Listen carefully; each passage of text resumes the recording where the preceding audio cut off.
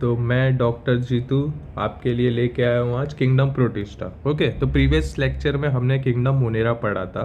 अब इस लेक्चर में हम किंगडम प्रोटिस्टा को देखते हैं। तो आपका एक ही काम है, कान में ईयरफोन लगाओ, मेरे बातों को सुनो और एनसीईआरटी पे जो भी लाइन मार रहे हो मैं अपने एनसीईआरटी में वो आप लोग हाईलाइट करो। बस आपको ये पूरा लेक्चर रट्टा हो जाएगा। ओके, एक एक कॉन्सेप्ट आ जाएगा और रट्टा हो जाएगा। चलो स्टार्ट करते हैं किंगडम प्रोटिस्टा। तो अभी क्या हुआ, आर एच विटेकर का 1969 में आर एच विटेकर ने 5 किंगडम क्लासिफिकेशन दिया था, मोनेरा, प्रोटिस्टा। अब प्रोटिस्टा की बात हम करते हैं। तो प्रोटिस्टा में क्या होता है कि जो भी सिंगल सेल यूकैरियोट है वो सबको हम प्रोटिस्टा में डाल देते हैं। ओके, सिंगल सेल यूकैरियोट को हम प्रोटिस्टा में डाल देते हैं।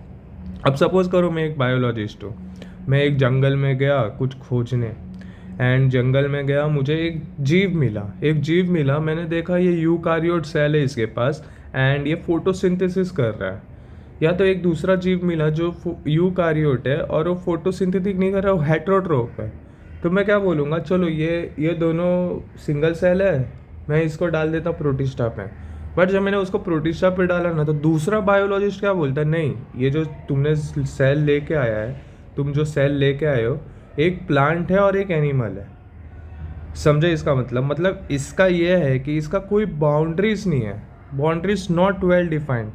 Okay, boundaries not well defined, ये पार्ट समझे। देखो ना, अब यहाँ पे लाइन देखो, all single cell eukaryotes are placed under protista, but the boundaries of this kingdom are not well defined. Okay, boundaries defined नहीं है। क्यों डिफाइंड नहीं है? What may be a photosynthetic protista to one biologist may be a plant to another. जैसे कि मैंने आपको बोला, मैंने जो बोला प्रोटिस्टा है, दूसरे बायोलॉजिस्ट क्या क्वेश्चन के उस पर नहीं, ये प्रोटिस्टा नहीं, एक एनिमल सेल है और एक प्लांट सेल है। ओके, तो हम प्रोटिस्टा में कुछ ग्रुप पढ़ेंगे, CDESP, chrysophyte, dinoflagellate, euglenoid, slime mould, protozoa. Okay, चलो अब देखो, मैंने अभी आपको एक बोला कि जो मैंने सेल लेके आया था वो प्लांट सेल, कोई बायोलॉजिस्ट बोला प्लांट सेल है, किसी ने बोला एनिमल सेल है। तो ये प्रोटिस्टा कनेक्ट करता है, this kingdom form a link, connecting link form करता है किसके किसके बीच, प्लांट, एनिमल एंड फंगाई। काफ़ी इंपॉर्टेंट लाइन है ये। अगर आपसे पूछ दिया कौन सा किंगडम कनेक्ट करता है दूसरे किंगडम से, तो प्रोटिस्टा होगा। और ये मोस्टली क्या होता है, पानी में रहता है, प्राइमरीली एक्वेटिक। अब देखो इसके पास जो कि यूकैरियोट सेल है, तो ऑब्वियसली इसमें क्या प्रेजेंट रहेगा, मस्त एक न्यूक्लियस प्रेजेंट रहेगा जिसके पास अच्छा खासा न्यूक्लियर मेम्ब्रेन होगा, जो कि प्रोकैरियोट में नहीं होता है। और बाकी ऑर्गेनिली भी प्रेजेंट रहेगा जिसके पास खुद का मेम्ब्रेन होगा। ओके, ये 2 पॉइंट आप याद कर लेना यूकैरियोटिक सेल का। अब कुछ के पास फ्लैजिला होगा और कुछ के पास सीलिया होगा। और इसका रिप्रोडक्शन कैसा होगा, इसका रिप्रोडक्शन होगा by cell fusion and zygote formation. देखो मोनेरा का रिप्रोडक्शन कैसा हुआ था, फिजन से हुआ था। इसका फिजन नहीं, इसका फ्यूजन से हो रहा है। ये इंपॉर्टेंट लाइन है, यहाँ पे वापस कंफ्यूज मत होना। मोनेरा का रिप्रोडक्शन देख लो, यहाँ पे फिजन से हुआ था, और इसका रिप्रोडक्शन कैसा हो रहा है, by cell fusion and zygote formation. चलो अब एक एक करके हम इसके ग्रुप्स पढ़ते हैं। पहले हम क्राइजोफाइट का बात करते हैं। तो याद रखना सबसे पहला पॉइंट, एग्जाम्पल, क्राइजोफाइट के एग्जाम्पल्स है diatoms and golden algae, जिसको हम डेस्मिड बोलते हैं। ओके क्या मैंने बोला, क्राइजोफाइट का एग्जाम्पल है diatoms and golden algae, जिसको हम डेस्मिड बोलते हैं। ऐसा 2-3 बार बोलो, अब भी याद हो जाएगा। Chrysophyte, diatoms and golden algae, chrysophyte, diatoms and golden algae, जिसको हम डेस्मिड बोलते हैं। ओके, अब देखो ये कहाँ पे रहता है, फर्स्ट ग्रुप है ये फ्रेश वाटर में रहता है और मरीन दोनों में रह सकता है ये। Okay, first group fresh water और मरीन दोनों में रहता है। सेकंड ग्रुप जो आएगा वो सिर्फ मरीन में रहेगा। थर्ड ग्रुप रहेगा वो फ्रेश वाटर में रहेगा। ओके, देखते हैं आगे। They are found in fresh water and marine. और कुछ कुछ इसके फॉर्म ऐसे रहता है कि पानी के साथ बहते हैं, उस फॉर्म को हम बोलते हैं plankton. They are microscopic and float passively in water current, और उसको हम बोलते हैं प्लैंकटन। ओके, एकदम छोटे एकदम छोटे होते हैं, मतलब वो नेकेड आई से दिखते भी नहीं है और वो पानी के साथ बहते हैं, उसको हम बोलते हैं प्लैंकटन। ये भी एक एग्जाम्पल है, याद कर लो। ऑब्वियसली एक फोटोसिंथेटिक है। ओके, क्राइजोफाइट फोटोसिंथेटिक है। अब इसका देखो सेल वॉल कैसा होता है वो देखो। सपोज करो ये आपका घर में पता होगा, आप साबुन रखते हो यहाँ पे, नहाने वाला साबुन। ओके, ऐसा कुछ स्ट्रक्चर होता है। तो ये स्ट्रक्चर दो साबुन रखने वाले बॉक्स को आप मिला लो तो कुछ ऐसा स्ट्रक्चर हो जाएगा। ओके, ऐसा पैक्ड स्ट्रक्चर हो जाएगा। और इस स्ट्रक्चर को हम बोलते हैं ओवरलैपिंग। एक दूसरे पे ओवरलैप कर रहा है ना, ओवरलैपिंग शेल। ओके, इसका सेल वॉल कैसा होता है? Overlapping shell which fit together as in soap box. देखो ये सोप बॉक्स की तरह, का सोप, मैंने दो सोप बॉक्स लिया, दोनों को फिट कर दिया और ओवरलैपिंग शेल बना दिया। ओके, और इस शेल में क्या होता है पता है आपको? खास बात, सिलिका होता है। ये किससे बनता है? सेल वॉल सिलिका से बनता है। तो इसके वजह से सिलिका इंडेस्ट्रक्टिबल है, मतलब कभी वो डिस्ट्रॉय नहीं हो सकता। The walls are embed with silica and thus walls are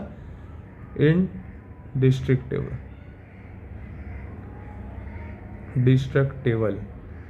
okay, ये काफ़ी इंपॉर्टेंट पॉइंट था, ये आना चाहिए आपको। अब क्राइजोफाइट ऑब्वियसली एकदम प्रीमिटिव सेल है, वो एकदम पहले से आ रहा है। तो ये करोड़ों साल से अर्थ पे रह रहा है, 1 बिलियन ईयर्स से भी प्लस से अर्थ पे रह रहा है। तो उस अर्थ को हम क्या बोलेंगे? डाई एटोमियस अर्थ। क्योंकि जो इसका सेल वॉल है वो कभी डिस्ट्रॉय नहीं हो सकता, तो उसका सेल वॉल कभी डिस्ट्रॉय नहीं हो सकता। तो सपोज करो ये हमारा प्यारा अर्थ है, तो उसके ऊपर एक लेयर फॉर्म कर दिया ऐसा। ओके, उसके ऊपर ऐसा लेयर फॉर्म करते जा रहा है और इस अर्थ को हम बोलते हैं डायटोमियस अर्थ। ये पार्ट समझे? चलो ये लाइन देख लेते हैं एनसीईआरटी में। Most of them are photosynthetic. In diatom, the cell wall form two thin overlapping shell which fit together as in soap box. जैसे कि मैंने बोला सेल वॉल इसका कैसा होता है? दो ओवरलैपिंग शेल होता है, सेम एज सोप बॉक्स की तरह। ओके, ये दो सोप बॉक्स घर में जो आप साबुन रखते रहोगे उसको दो लो और एक दूसरे को फिट कर दो। तो सपोज वो फिट होने के बाद आप सोच लो कि वो क्राइजोफाइट का सेल वॉल है। तो वॉल्स आर इम्बेड, और ये वॉल्स किससे बना होगा? Embedded with silica and thus the walls are indestructible. अब वॉल किससे बना है? सिलिका से बना है, तो ये वॉल कभी डिस्ट्रॉय हो ही नहीं सकता। इसीलिए thus diatoms have left behind large amount of cell wall deposit in their habitat. इसके वजह से क्या हो गया? वो कभी वॉल डिस्ट्रॉय नहीं हो सकता, तो वो सेल वॉल अपने हैबिटेट में काफ़ी पड़ा हुआ है। और यही बिलियन साल से ये रह रहे, करोड़ों साल से, 100 करोड़ साल से क्राइसोफाइट अपने अर्थ पे है। तो उसके वजह से क्या हो गया? हमारे अर्थ पे एक लेयर फॉर्म हो गया है उसका, सेल वॉल का। उस लेयर को हम, उस अर्थ को हम बोलते हैं डायटोमियस अर्थ। ओके, अब ये सेल वॉल कैसा होता है? ये सेल वॉल कैसा होता है? ग्रिटी होता है। अब ये ग्रिटी क्या होता है? ग्रिटी मतलब आपके पास फिश टैंक है, फिश टैंक में वो छोटे छोटे कंकड़ होते हैं ना, ऐसा छोटे छोटे पत्थर एकदम नोकीले। ओके, नोकीले पत्थर को हम ग्रिटी बोलते हैं। ओके, तो उस नोकीले पत्थर को हम ग्रिटी बोलते हैं। एंड उस टाइम क्या हेल्प कर सकते हैं, क्या यूज़ कर सकते हैं? पॉलिशिंग। आपको पता है स्टोन, रॉक्स, ग्रेफाइट, मार्बल्स, इनको पॉलिश करना पड़ता है, तो उसके लिए ये हेल्प करते हैं। याद रखना, ये काफ़ी इंपॉर्टेंट लाइन है। Polishing, filtration of oil and syrup. Filtration of oil, समंदर से अपन जो क्रूड ऑयल निकालते हैं उसको हमें फिल्ट्रेट करना पड़ता है, उसमें भी यूज़ होता है ग्रिटी स्टोन्स। ओके, फिर सिरप प्रिपेयर करने में। सिरप आप जो ठंडी में मतलब सर्दी होता है तो आप सिरप जो पीते हो, अगर सपोज करो सिरप में थोड़ा भी पैचेस रहेगा, सॉलिड पैचेस, तो क्या होगा? गले में जाएगा, चोकिंग होगा और फिर क्रिटिकल कंडीशन हो सकता है। तो उस पैचेस ना हो उसमें, तो उसके लिए हम क्या करते हैं? सिरप को ये प्यूरिफाई करते हैं इससे, ग्रिटी स्टोन से। समझे? ये क्राइसोफाइट समझा? ओके, अब हम सेकंड पे आते हैं, डाइनोफ्लैजिलेट। चलो सी के बाद अब डी करते हैं। डी देखो नाम में क्या, डाइनोफ्लैजिलेट, मतलब इसमें क्या होगा? दो फ्लैजिला होगा, इतना आप याद रख लेना। डी और ई के पास दो फ्लैजिला होता है, ये पता होना चाहिए आपको। ओके, ई मतलब यूग्लिनॉइड। चलो डाइनोफ्लैजिलेट देखते हैं। सबसे पहले ये मरीन में होता है। जो क्राइजोफाइट था वो मरीन एंड फ्रेश वाटर दोनों में था, ये मरीन में था, ये भी फोटोसिंथेटिक है। अब डाइनोफ्लैजिलेट का एक खासियत क्या है कि वो yellow, green, blue, brown, red कोई भी कलर हो सकता है, डिपेंड करता है उसमें पिगमेंट्स कौन से प्रेजेंट है। तो याद रखना कौन से प्रोटिस्टा में पिगमेंट्स प्रेजेंट है, डाइनोफ्लैजिलेट। ओके, उनके सेल वॉल में पिगमेंट्स प्रेजेंट रहता है। अब उनका सेल वॉल कैसा होता है, ऐसा कुछ स्ट्रक्चर का होता है, देखो स्टिफ सेलुलोज प्लेट, ऐसा कुछ स्ट्रक्चर होता है। ओके, ये स्टिफ सेलुलोज प्लेट होता है, cell wall stiff cellulose plate. अब ये सेलुलोज प्लेट के बीच में क्या होता है, एक छोटा सा फुरो बन जाता है, मतलब उसको होल बोल सकते हो, छोटा सा ये फुरो बन जाएगा। ओके, फरो बन जाएगा छोटा सा, और ये छोटे से फरो में क्या निकलता है, हमारा फ्लैजिला। ये देखो ऐसा। तो एक फ्लैजिला कैसा होगा, लॉन्जिट्यूडनल, एंड एक कैसा ग्रो करेगा, ट्रांसवर्स। देखो ये स्ट्रक्चर आप भी अपने एनसीईआरटी में बना लो, फिर कंफ्यूज नहीं होगा। और डी से देखो जो डाइनोफ्लैजिलेट है, डाइनोफ्लैजिलेट, ओके, उसमें दो फ्लैजिला होता है नाम में, और एक फ्लैजिला लॉन्जिट्यूडनल और एक ट्रांसवर्स ग्रो होता है, समझे। सेल वॉल कैसा होता है, stiff cellulose plate, cell wall stiff cellulose plate. Chrysophyte का सेल वॉल कैसा था, overlapping shell, okay, as fit in soap box, समझे इतना, होप समझ गए रहेंगे। आगे बढ़ते हैं। ओके, सेल वॉल कैसा है इसका, stiff cellulose plates on the outer surface, most of them have two flagella, one lies longitudinal and one transverse in furrow between the wall plate. देखो यहाँ पे एक फरो बन गया था, एक लॉन्जिट्यूडनल और एक ट्रांसवर्स ग्रो किया। Very often, okay, very often red dinoflagellate, जिसको हम गोनियोलेक्स बोलते हैं। देखो अब रेड कलर का पिगमेंट होगा, ओके, उस डाइनोफ्लैजिलेट को हम गोनियोलेक्स बोलते हैं। वो क्या करता है, पानी में ना बहुत तेजी से मल्टीप्लाई होता है, rapid multiplication that make the sea appear red. Okay, इतना तेजी से वो मल्टीप्लाई होता है कि वो रीजन जहाँ पे वो ग्रो हो रहा है वो पूरा रेड रेड हो जाता है, रेड टाइड्स। और वो ऑब्वियसली वो ग्रो होगा तो ऑक्सीजन यूटिलाइज करेगा एंड वेस्ट रिलीज करेगा। तो toxin release by such large number में even kill marine animals such as fishes, समझे। ये मरीन होता है, पिगमेंट्स होते हैं इसमें, इसके सेल वॉल कैसे होते हैं, स्टिफ सेलुलस प्लेट होता है, डाइनोफ्लैजिलेट, नाम में ही दो फ्लैजिला है तो दो फ्लैजिला होता है, एक लॉन्जिट्यूडनल और एक ट्रांसवर्सली ग्रो होता है। एक एग्जांपल इसमें किसका दिया है, रेड डाइनोफ्लैजिलेट गोनियोलेक्स का दिया है। ये बोल उसके बारे में क्या बोला है कि वो पानी में काफ़ी तेज़ी से ग्रो होता है और वो रेड टाइड बना देता है, सी अपीयर रेड, ओके, और उसके वजह से वो टॉक्सिन रिलीज करता है जिससे हमारे फिशेस मर जाते हैं। चलो अब आगे आते हैं, सी डी के बाद ई पे आते हैं, यूग्लिनॉइड। मैंने क्या बोला, डी और ई दोनों के पास दो फ्लैजिला होता है। अब ई की भी बात करते हैं। चलो ई की बात करने से पहले, यूग्लिनॉइड की बात करने से पहले बताओ क्राइजोफाइट किस में होता था, मरीन और फ्रेश दोनों में। फिर हमारा सेकंड जो डाइनोफ्लैजिलेट था वो सिर्फ मरीन में। अब जो यूग्लिनॉइड है वो सिर्फ फ्रेश वाटर में होता है, समझे। यूग्लिनॉइड फ्रेश वाटर में, और उसमें भी स्टैग्नेंट वाटर मतलब खड़ा पानी। ओके, बारिश आता है किधर, सपोज करो पोर्ट होल्स में पानी जमा हो जाता है, तो उस पानी में यूग्लिनॉइड बनता है, उसको हम खड़ा पानी, स्टैग्नेंट वाटर बोलते हैं, बिना बहता हुआ पानी। फिर क्राइजोफाइट का सेल वॉल कैसा था, बोलो, याद करो, बोलो। हाँ, सोप बॉक्स की तरफ फिट था। Okay, two cells overlapping structures as fit in soap box. Okay, ये था। डाइनोफ्लैजिलेट का कैसा था, डाइनोफ्लैजिलेट में था, ये था हमारा प्लेट था ना, cellulose plate, stiff cellulose plate. Okay, stiff मतलब टफ, कड़क, स्टिफ सेलुलोज प्लेट। अब यूग्लिनॉइड में क्या होता है, सेल वॉल नहीं होता। Instead of cell wall, they have a protein-rich layer called pellicle. याद रखना, सेल वॉल नहीं होता, उसके बदले इसमें प्रोटीन रिच लेयर होता है, पेलिकल। और इसके वजह से देखो प्रोटीन लेयर है तो ये टफ नहीं होगा, तो इसके वजह से बॉडी क्या होता है, फ्लेक्सिबल। ओके तो इसमें दो फ्लैजिला होता है, एक शॉर्ट एंड एक लॉन्ग। मैंने बोला डी एंड ई दोनों में दो फ्लैजिला होता है। डाइनोफ्लैजिलेट में दो फ्लैजिला होता है, कैसा, एक लॉन्जिट्यूडनल और एक ट्रांसवर्स। और इसमें यूग्लिनॉइड में दो फ्लैजिला होता है, एक छोटा और एक बड़ा। ओके अब यहाँ पे देखो, फर्स्ट क्राइजोफाइट भी फोटोसिंथेटिक था, डाइनोफ्लैजिलेट भी फोटोसिंथेटिक था। अब जो यूग्लिनॉइड है दोपहर के टाइम, मतलब जब उसको सनलाइट मिलेगा वो फोटोसिंथेटिक रहेगा, बट जैसे ही सनलाइट शाम के टाइम वो क्या हो जाएगा, हेट्रोट्रोप हो जाएगा, दूसरे के ऊपर डिपेंड करेगा, प्रेडेटिंग ऑन स्मॉलर एनिमल। समझे? Chrysophyte photosynthetic, dinoflagellate photosynthetic, euglenoid photosynthetic when presence of sunlight but heterotrophs when deprived of sunlight. Okay और जो यूग्लिनॉइड का जो पिगमेंट्स होता है ना आइडेंटिकल होता है हायर प्लांट्स से। ओके ये एकदम इंपॉर्टेंट लाइन था। चलो अब आते हैं नेक्स्ट ग्रुप हम स्लाइम मोल्ड में। स्लाइम देखो फर्स्ट ग्रुप क्या था, CDESP। तो C हमारा फोटोसिंथेटिक था, D हमारा फोटोसिंथेटिक था, E हमारा आधा। ओके क्राइजोफाइट फोटोसिंथेटिक था, डाइनोफ्लैजिलेट फोटोसिंथेटिक था, यूग्लिनॉइड दिन को फोटोसिंथेटिक शाम को हेट्रोट्रोपिक, एंड जो स्लाइम मोल्ड है वो पूरी तरह से सेप्रोफाइटिक। ओके पूरी तरह से हेप्रोफाइटिक है।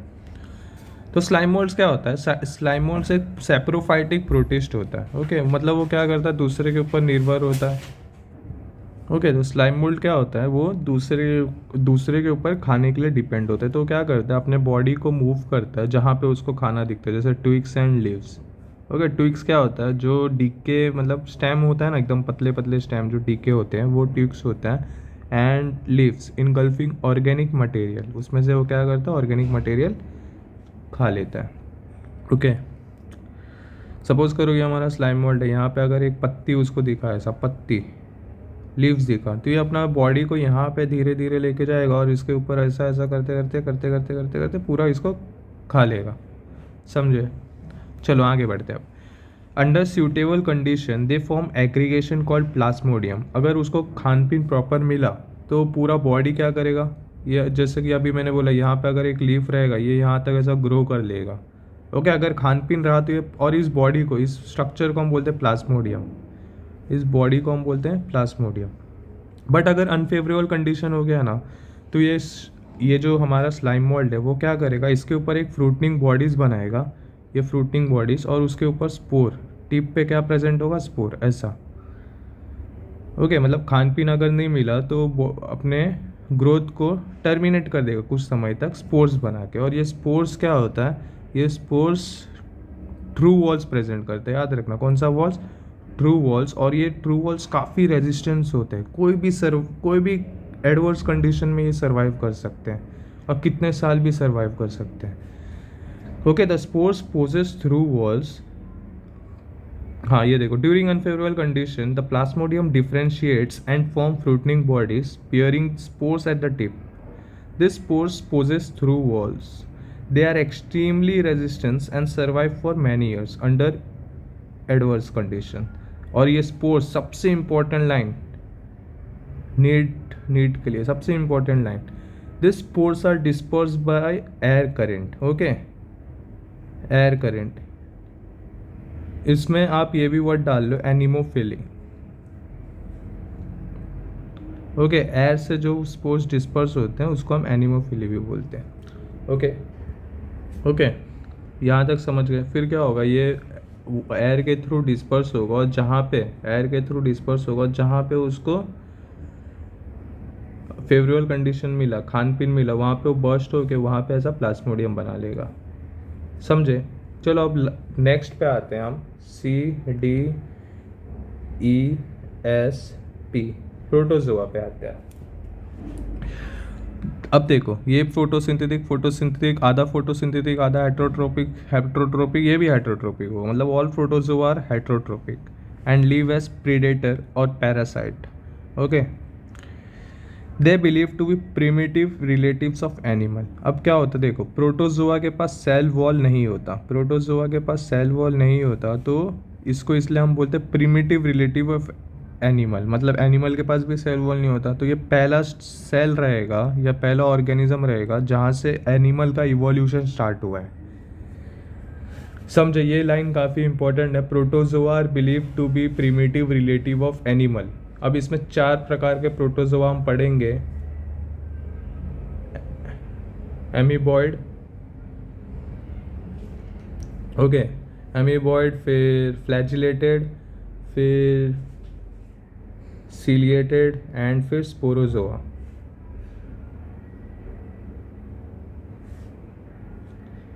तो आप इसको याद करने के लिए सीधे ये भी कर सकते हो, आओ फ्लैग छोड़ो, ऐसे क्या बोल सकते हैं।